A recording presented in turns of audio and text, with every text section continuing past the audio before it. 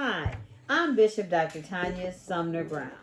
I am the Queen of Hearts counseling guru. I have a doctorate in psychology.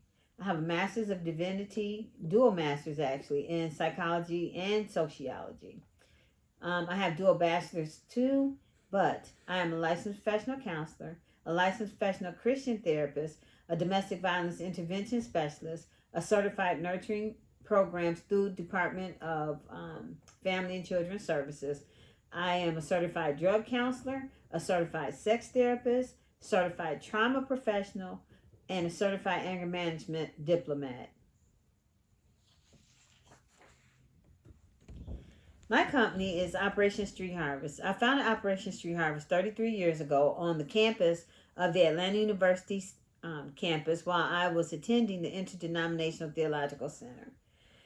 I own companies, A-Love Counseling Center, A-Love Counseling and Training Institute, Georgia Black Licensed Association of Counselors, Driven to Achieve Achievers, Tonya Sumner and Katie Tate Foundation, Operation Street Harvest and Transport Services. My church is the International Cathedral of God Church Without Walls. I have 3 books on Amazon. Today I'm here to talk to you about mental health in the Black community, the problem and the solution. Who should follow me? Well, I'll tell you who should follow me. If you're starting your own practice, you should follow me. If you want to learn holistic therapy techniques, you should follow me. Do you want a profitable counseling and coaching business? Follow me. Are you aspiring to be a counselor or a coach? What about scaling your business? Is that of interest to you? Are you looking to add more money with new services? Are you a holistic healer or wellness coach? Get on board. Are you wanting to expand your spiritual or alternative healing business? Are you an entrepreneur in mental health and looking to take your business further? Do you need to monetize your mental health knowledge? A lot of us have a lot of knowledge. Are we just looking to monetize that? Are you a social worker, a nurse? Are you transitioning to private practice? Or one of my therapists just burned out from her job of being a teacher. Life coaches and pastors, we guide others and want to improve your counseling, which will affect how you guide others. What about the stigmas in our community? We know they're there. I grew up being told that people who went to counseling were crazy. All right. What about our culture and religious influences? Take it to God. God's got it. God's got everything you need. Remember being told that? That's all I grew up with. Well, I hate to say that, but that's definitely discouraging for people who need mental health. What about the mistrust in the mental health field? What about the Tuskegee syphilis study? How many disparities in medical and mental health create skepticism in us? What about the stories that we hear? How we were treated? How our evaluations are written? I've got a story of my own. At the age of 15, when I tried to commit suicide, I had been hospitalized, but I had to get a psych eval. In the psych eval, the doctor said, now mind you, I started designing clothes in the 7th grade. I used all the clothes in Fredericks of Hollywood. I designed all the jumpsuits, and I was a size 5. So when I went to get the evaluation, I had just designed a beautiful jumpsuit that zipped all the way up to here and zipped all the way down.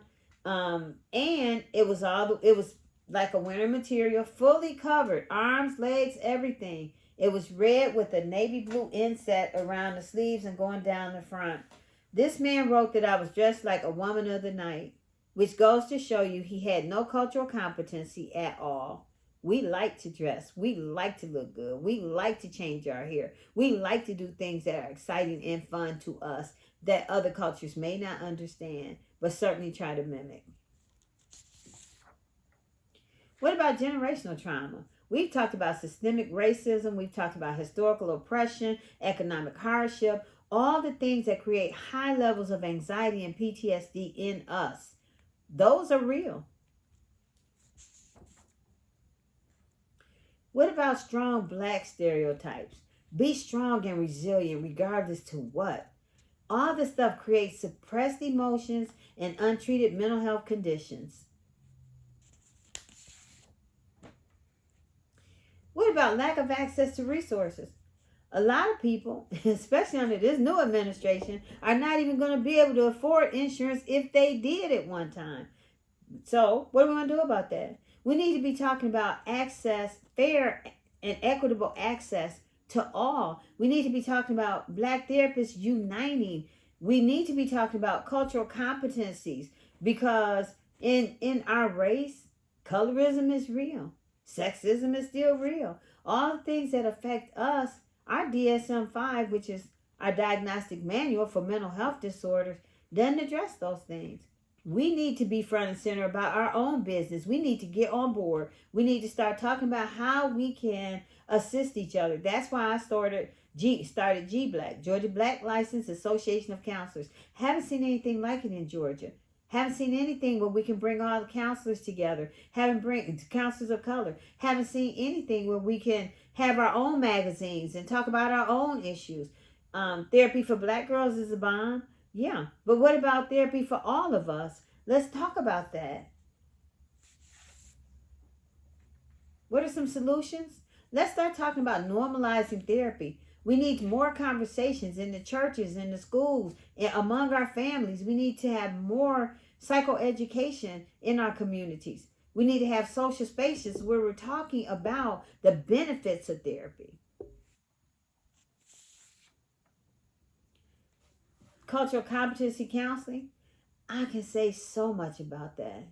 But just know, we need to know cultures, values, standards, issues. Often, and I'm not saying that my white counterparts don't do good therapy. I'm not saying that at all. What I'm saying is, I would prefer a therapist that looks like me. I would prefer a therapist who understands racism. I would prefer a therapist who understands colorism. I would prefer a therapist who understands our Black norms and our Black values. What about our issues? What about our issues? What about faith and mental health? I grew up in the church. All of my degrees, all of them are from religious institutions. I understand the problem. Faith leaders need to support this. I'm in the middle of a book called The Handshake Between Religion and Clinical Mental Health. Why? Because we're not at odds. This is a both and, not an either or. Our faith leaders need to start talking about mental health issues. When I was told that the Bible had everything, I thought, well, it can't teach me how to fly an airplane. Is it going to break down anxiety, depression? Is it going to break down opposition to defiant behavior, conduct disorder, PTSD? Is it going to help us understand those issues? Those are things that we have to talk about in our community that are alive and well. Post-traumatic stress disorder, decades of racism, decades of slavery, decades. Things we need to talk about. All this stuff is genetic. It's brought through our genes. We struggle with anxiety and don't even know why. We need to look into these behaviors so that we can fix it and stop carrying it through. What about community support and education? My number 4 is workshops, support groups, social media campaigns, psycho-ed groups. Being proactive instead of reactive when things happen in our community that we don't like. What about advocating for policy change? One thing I will say about Licensed Professional Counselors Association of Georgia, they are always at the Capitol. They have done so many things to improve the mental health position in Georgia in terms of how we operate as professional counselors. You know, we need to be advocating for ourselves. We need to be standing beside them, joining hands with them to educate and further our issues in mental health. We have them, and they are alive and well, and we need to be at that Capitol building. We need to be fighting for our rights, because an invisible voice is no voice at all. So that's what I'm here to say to you today. We've talked about the powerful problems in mental health. I've given you some solutions. Now, I want you to follow me. I want you to stay on board. This is my very first video. So if it wasn't perfect, sorry about that. They will get better, I promise you. But we definitely need to be talking about these issues. We're also here for clients. If you have mental health issues, call A-Love Counseling Center. 67, I'm sorry, about to give you my number. 404-316-0226. Call us. We have plenty of counselors waiting to talk to you. We start seeing children from the ages of 2 and up. We are here. We've been here for 33 years. We're over 100 awards. We're 5-star on Google. We've been out here doing the work. We have been out here doing the work. We're here for you. We've seen the issues. We know the issues. We live the issues. They're not new to us. They're true to us. They really are. So if you need help in any of the categories I mentioned at the beginning of this tape, or if you need mental health counseling, please feel free to call us. Again, that number is 404-316-0226. And we are at A-Love, L-O-V-E, Counseling, C-O-U-N-S-E-L-I-N-G, Center, C-E-N-T-E-R, @gmail.com. We'll be waiting to hear from you. Bye.